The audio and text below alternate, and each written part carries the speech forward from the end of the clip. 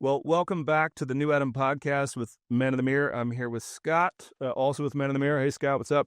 What's up, brother?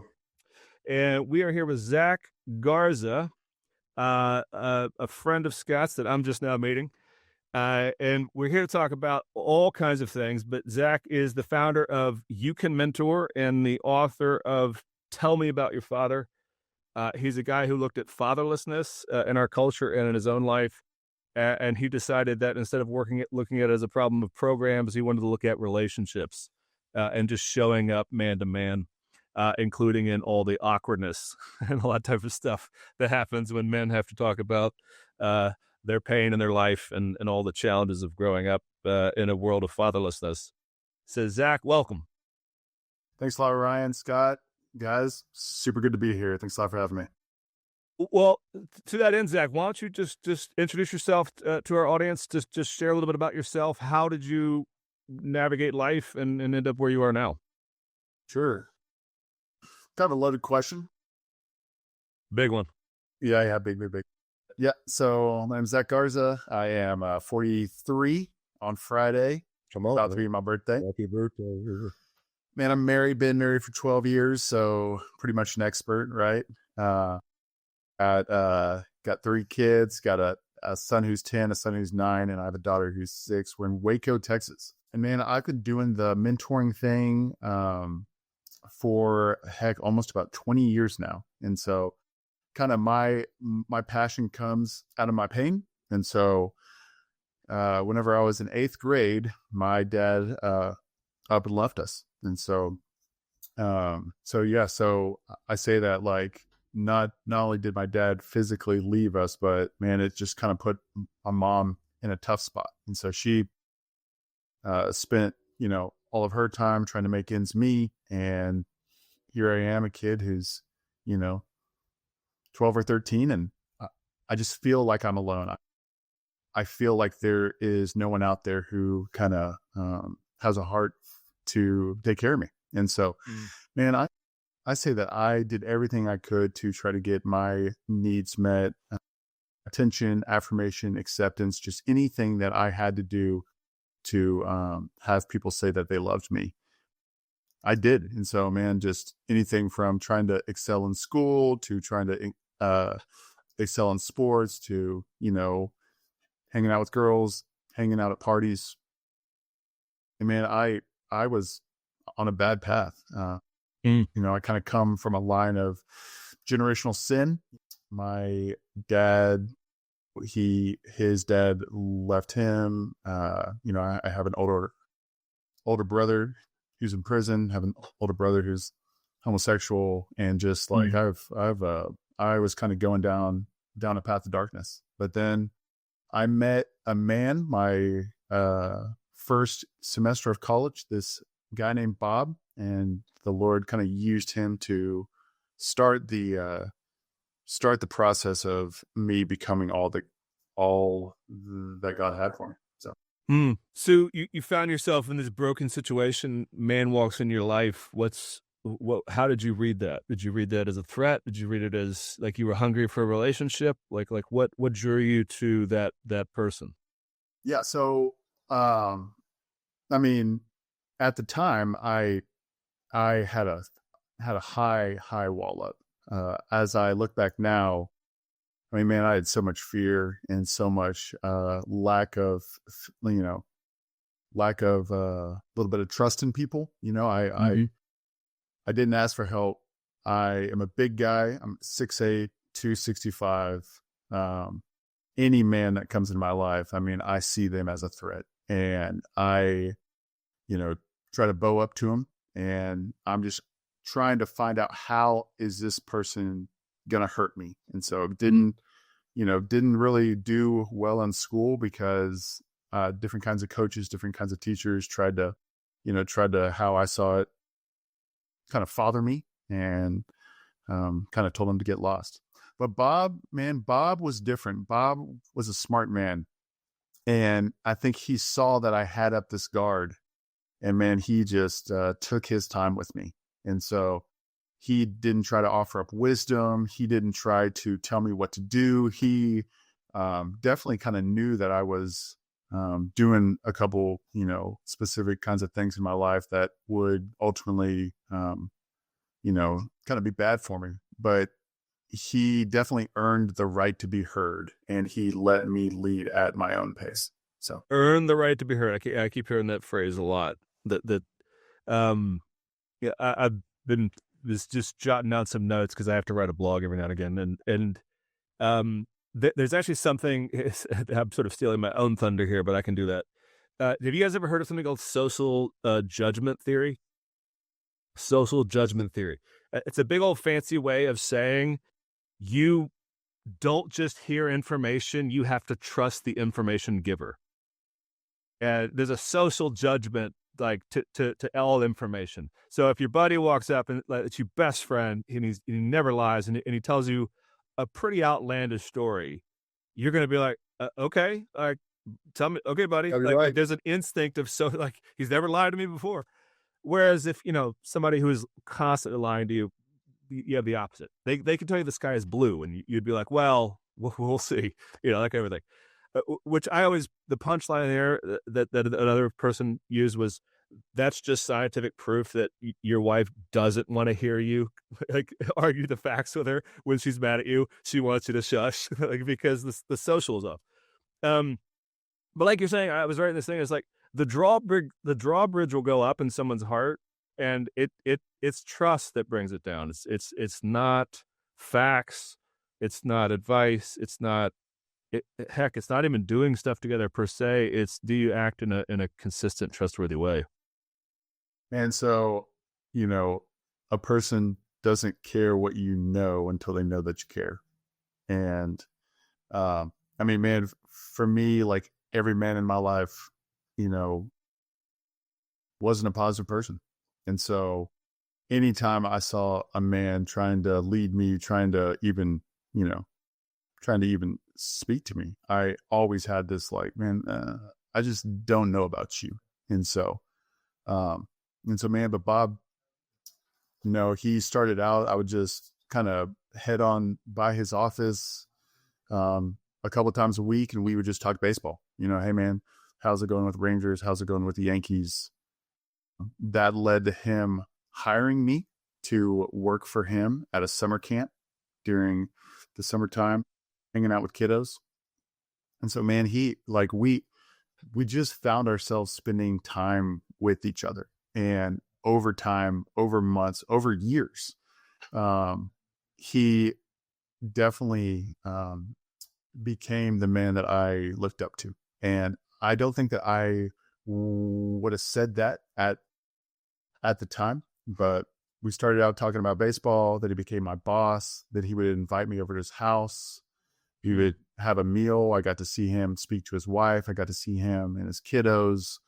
And then, man, fast forward a couple years, right? Years. He invited me to go to a men's Bible study.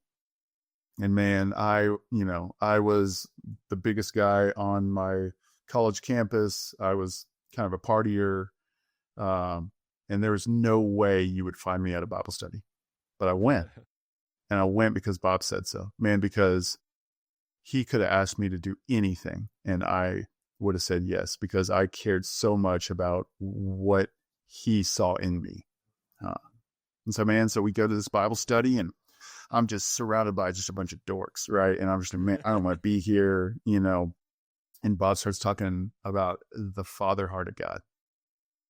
And man, anytime someone would talk about fathers, I would get real angry. My hands would kind of start to ball up, and I would start to, right? And he says, man, the Lord put fathers here on earth to be an example of him. God is patient, God is kind, so is your father. But what if your father's not like that? And man, Ryan, I hadn't cried. I hadn't dealt with my dad. I hated him. I mean, I hated him. I hadn't talked to him in years. And when he said that phrase, but what if your dad's not like that? Something inside me broke. And man, I started weeping. And I'm not talking like, like a tear rolling down my cheek. I'm talking like a boohoo, like, You're right. So, man, I'm embarrassed. People are like, what the heck is up with that guy? And so I leave, and Bob comes chasing after me. Right. And so I'm trying to walk away. I'm 6'8", Bob's 5'10". Zach, Zach, Zach. And I turn, and he runs up, grabs me by the back of the neck, and pulls me in for a hug. And dude, it was the first time that I had been hugged in a long, long, long time. And he said, Yeah, I love you, and I'm so proud of you, man, but you have to deal with your dad. You have to deal with this junk inside you, man, because if you don't, it'll kill you. And man, that happened whenever I was my senior year of college, and the Lord for the next 7 years put different men in my life to teach me how to be a man. I mean, teach me everything from how to shake a hand, make eye contact, to get a job, to pursue my wife, to deal with my fear, deal with my anger, deal with my pride, asking for help. And so, man, I might not have had a dad here on earth, but God in his kindness put 8 or 9 guys to teach me what it was like to try to follow Jesus, and ultimately try to become someone who loves the Lord with all his heart. So now you're turning 43 here. I was going to say, now you're turning 43, right? Yeah. Go ahead, Scott. That's right, Barry. Yeah, so Zach, I just, last couple of weeks for me, I was traveling down in Mississippi in some prisons where we're doing some partnership around mentoring. And then last week I was in New York at a recovery center for addiction. And the one thing that struck me about the stories in the room, almost to a T, the guys I got to talk to, were talking about how they grew up in unsafe and dangerous environments. And I would ask them, like, hey, were you ever around anybody that was safe or whatever? It was like, no. And it hit me that, man, I had a lot of trauma and stuff growing up, but I was always in safe places, man. Like, we were in a church, we had people around us that cared. Like, it was a safe environment, even when my home was a bit messy. And it just really struck me. And you share some of your story about growing up, like, just unsafe, right? And everything's dangerous. And yeah, you use the term dork. It's kind of funny. Maybe there were some dorks in there, but part of me wonders if being in a safe environment for you just felt dorky because you were so used to danger. When you think about what Bob created to create a safe place for you, any thoughts on what that looked like at a real practical level? Like, what did he do? What was it? Obviously, that moment of giving you a hug and all that, but as you look back, I mean, that took a couple years to get to that point. What was it that broke down some of those barriers for you and made you finally come to the point where you felt safe enough to engage at a deeper level? That's a great question, Scott. And man, it is kind of funny, right? Like, as I say, a dork, right? Like, it is those kids that I hope that all of my kids are like, right? I'm just, so I'm like, man, it sounds awesome that these kids are, well behaved. They've got internships, they know how to write a resume. I'm just like, Lord, please, may it be so with my kids. But this is what's so fascinating, Scott, right? Like, there's a verse, I think it's in 1 Corinthians, where it says, like, it talks about tossing seeds, and some toss, some water, right? Like, I tossed, Apollos watered, but God gave growth. And man, Bob's relationship with me, I don't want to say that it ended after that moment, but it did kind of launch me into this new season. And so, man, I would say Bob and the other men who have spoken into my life, I think that they did a couple things to make me feel safe. One, there's no expectations. They didn't expect me to have my stuff together. It wasn't, hey, Zach, I'm going to come in and I'm going to teach you this, and by the end of the week, you sure better have it down pat. You better make straight A's. You better get a job. He just loved me for who I was, and he loved me for where I was at. I would say some more things, Scott, would be, he showed me what it was like to follow Jesus in an authentic way. So I feel like so often some mentors think that they have to have it all together and they can't let their mentees in on their sin or in on the hard stuff. But when I watch my mentors be authentic and they are going through hard stuff and they get in a fight with their wife and they have a hard time at work, that they are showing me how to deal with the hard of life in a healthy and kind of a godly way, right?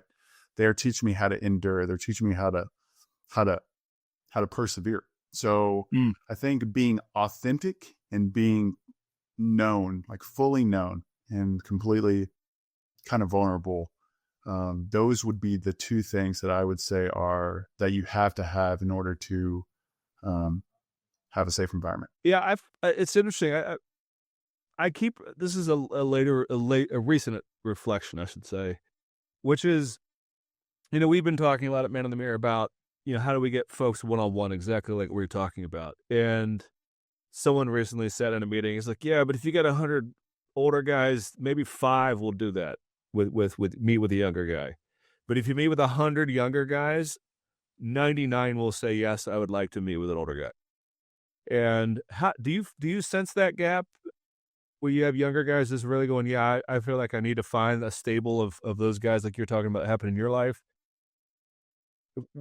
What do you say to the guy age, say 20 to 45, and he's going, where do I even look for a dude? Like how do I even start? They think somebody just sort of falls out of thin air almost, but where would they start?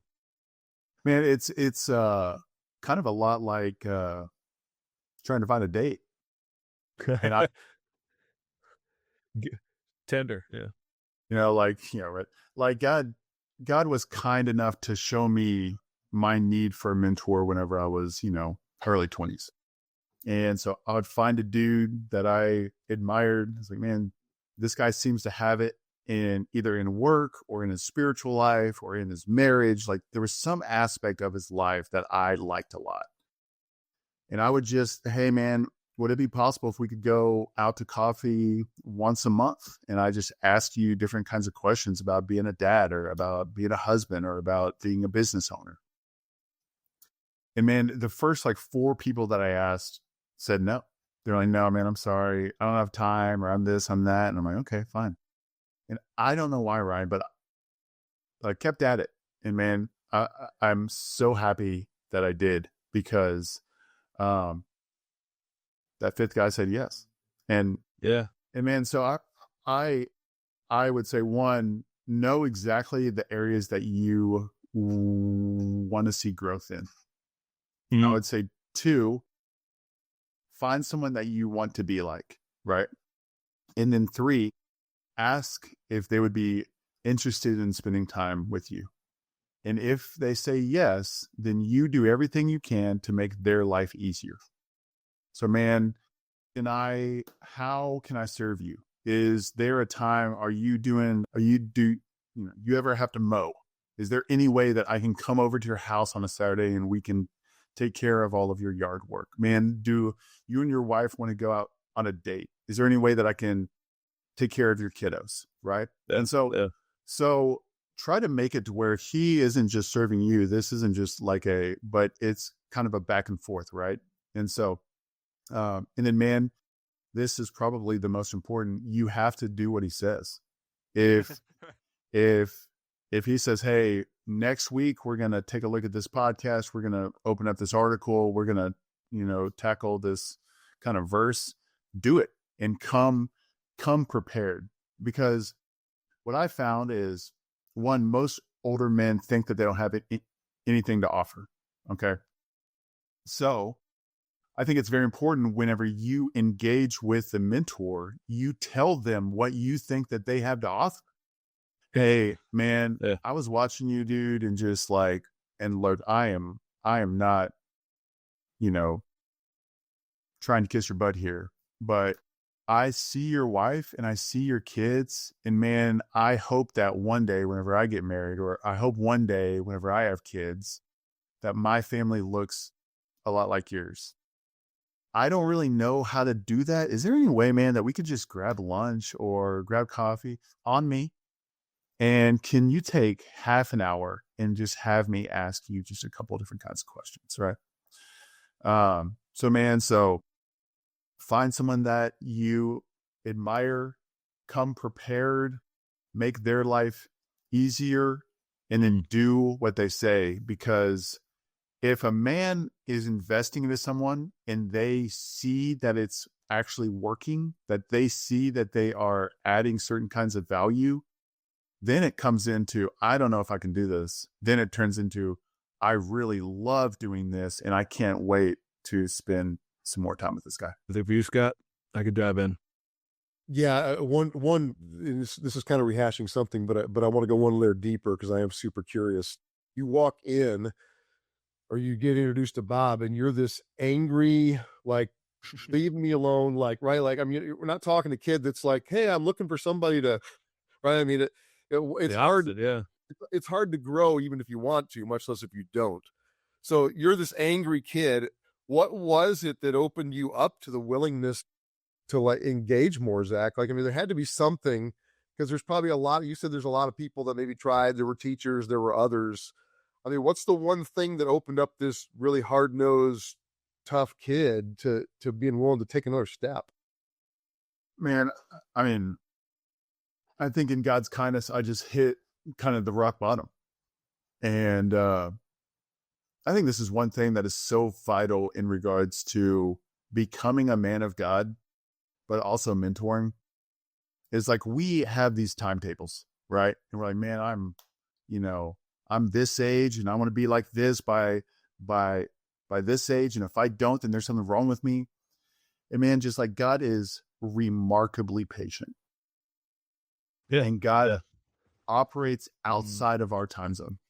Mm-hmm. And so it's like, man, like it took me, I mean, it's still taking me dozens of years to grow in certain areas. And so, man, I would just say, keep on pursuing, keep on persevering, keep on enduring, and just know that God is going to have his way whenever you're ready. Now, this brings me to my second point. I think one of the most underrated aspects of being a follower of Jesus is submitting and surrendering to the person of Jesus Christ. And so, who are we submitted under? Who has authority in our life to tell us whenever we are acting a fool? Who has permission to give us wisdom, right? So many of us, especially if we grew up without a dad around, the only person that we actually can trust is ourselves. But whenever we surrender and say, God, I don't know what's best and I need help. Whenever you submit to an older man, I just feel like the Lord tends to put his hand on you and you start to see some fruit. You're absolutely right about slow sanctification with men, because like that's something in my life lately. Like, you want to know my newest one I've realized is like grumbling. Like when you're like 17, you read about Israel grumbling and you're like, that's not hard. Like you just don't grumble. Like you just kind of stiff upper lip something. And then the other day, like I was just thinking about the stuff that sometimes rolls around in my head. And I'm not super sarcastic. I'm not cynical. I'm not bitter. I've killed the roots of a lot of those branches in my life. But I'm just sitting there going like, like this thing's rolling around in my head about nothing, like literally nothing. And it was just like, it just kind of clicked. I was like, well, this is what grumbling is. It's like a low fever all the time when it comes to my position about God and what he's given me and what I feel ought to be happening in my life. It's taken me 47 years to kind of see that. And that's just how God works. He works slow. He does not work fast. And he also tends to work in suffering. He does. Because Let's do that. I mean, if everything's great in life, then we don't really need God, Yeah. But I think that was one of the big things in my life that I was very good at avoiding suffering. My previous career was a professor. I mean, I had everything short of elbow patches. I was just kind of sitting around. I had a pipe. I mean, I was that guy, and but you just get locked in these, and lots of people can do that whether it's a business suit or other things that they put on to make themselves feel a certain way. But yeah, for me, it was just it's so easy to feel comfortable and kind of keep, or if things aren't going well, there's always dopamine. You can just do something to make the dopamine go up, and we're on a whole different cycle at that point. Yeah, good guys. I'll add to that because this idea of comfort has been something I've been thinking about. There are two quick stories. I was with my wealthiest friend about a month ago at a local country club. This guy's in his 70s, like 3 homes, and just this guy is in his 70s and is more involved in ministry than most people I know. And I just asked him, I said, "Hey, can you tell me what's your greatest temptation, and how do you battle it?" And he said, "To be honest with you, Scott," he said, "it's my biggest temptation is comfort." He said, "Because I have the ability to go to the mountains or go to the ocean or go whatever." He says, "And a lot of my friends are choosing comfort." And he said, "But God's not called me to be comfortable. He's called me to be engaged." He said, "So I stay involved because I have to battle comfort." And man, I just thought, whew, I mean, I don't have nearly the opportunity for the comfort at his level. But man, I battled all the time, right? It's like, nah, I just want it to be easier. I want it to be comfortable. Mm-hmm. Well, man, and just like, I know for me, I mean, we talk about slow sanctification. Over the last couple of years, God has shown me how remarkably fearful I am, and just, man, I am terrified. And if someone looks at me on the outside, like, man, this guy, he's killing it. He's got books, he's got podcasts, he's started organizations, and man, I would say probably, over 90% of the reasons why I do all of these things is because I'm scared that if I don't do them, then I am not going to be a good husband. I am not going to be the father that I want to be. My kids will end up with my story, not their story. That, people won't support me as a bunch of donors, right? Like I am so scared. And, you talk about the, how we are so kind of quick to judge. Well, if God is a good father, if God is patient, if God is Jehovah Jireh, if God provides, if God loves us, if he is there for us, and he invites us into his family, and there's always a seat at the table, and we don't have to earn his love, but you grew up not knowing any of that, then like you're kind of going into okay, am I operating out of sonship, or am I operating out of the orphan spirit? And the orphan wants to hoard. The orphan wants to not take risks. The orphan wants to be safe. Whereas the son knows who he is, and he says, even if I take risks, even if I fail, I've still got a seat at my father's table. The orphan spirit loves comfort. They love playing it safe and not taking a risk and not asking out the girl and not going for that, job promotion, and not, trying to engage the wife of his wife, the heart of his wife. I'm sorry. But the son says, "Lord, I don't know what's going to happen if I take this risk, but I know everything's going to be okay. Not because of who I am, but because of who you are."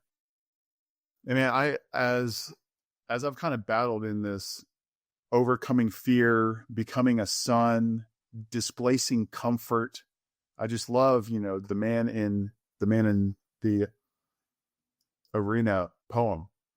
Oh yeah, It is not the critic who counts, not the man who points out how the strong man stumbles, or where the doer of deeds could have done them better. The credit belongs to the man who is actually in the arena, whose face is marred by dust and sweat and blood, who strives valiantly, who errs, who comes short again and again. Because there's no effort without error and shortcoming, but who does actually strive to do the deeds, who knows great enthusiasms, the great devotions, who spends himself in a worthy cause. And man, it's hard to take risks. It's hard to be that man who's different than everyone else if you don't know who you are as a son and who God is as a father. Yeah, I've definitely had orphan spirit for lots of seasons of my life. No, I wasn't an orphan. I had a father, but the idea that something might go away, I think definitely defined my sense during high school, college. The sense of, all right, if I just get to the next rung up the ladder, like then it'll feel like cement. It'll feel like that. Now I'm locked in. And I was like, well, there's one more, and then you just keep going, and the whole time you're hoarding it, you don't want to lose it. Yeah, that definitely resonates with me. Also, the idea of trying to parent your kids for your deficit, it's yeah. Like I wrote something a little while ago. I didn't use this analogy, but it just popped in my head. It'd be like, you have a place in your home that has the board games. It'd be like if you get Monopoly and Catan down, but the instructions are in the wrong box. Like I had to tell myself, I'm giving my son the instructions that would have made my life better as a kid. Meanwhile, I didn't have social media, like a lot of the stuff that he's sort of facing. But yeah, I had to fire myself from trying to parent my own inner child. Dude, so I was really insecure as a kid. And one of my biggest fears was that people wouldn't ask me to come over or wouldn't ask me to go to the party.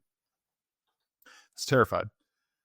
And I'm hanging out with my son and a couple of his buddies the other day, and his friend turns to his other friend and says, hey man, why don't you come over to my house tonight and we'll have a party?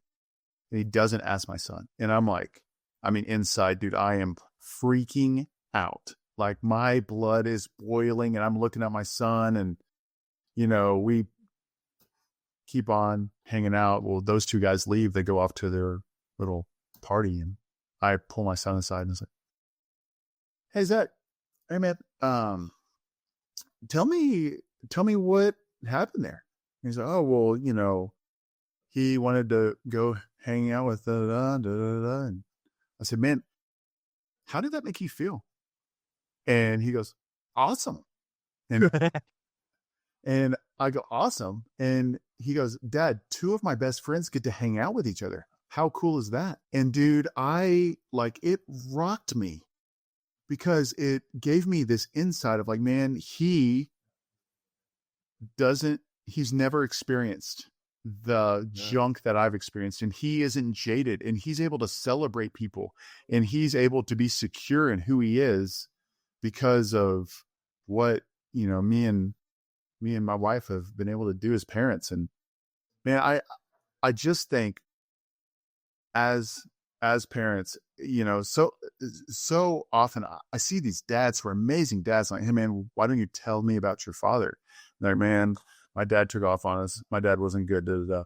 There are so many men out there who didn't have a good father in their eyes, but who are now becoming these amazing fathers, because it has kind of gone to the top of their list, as, hey, this is what's important in life.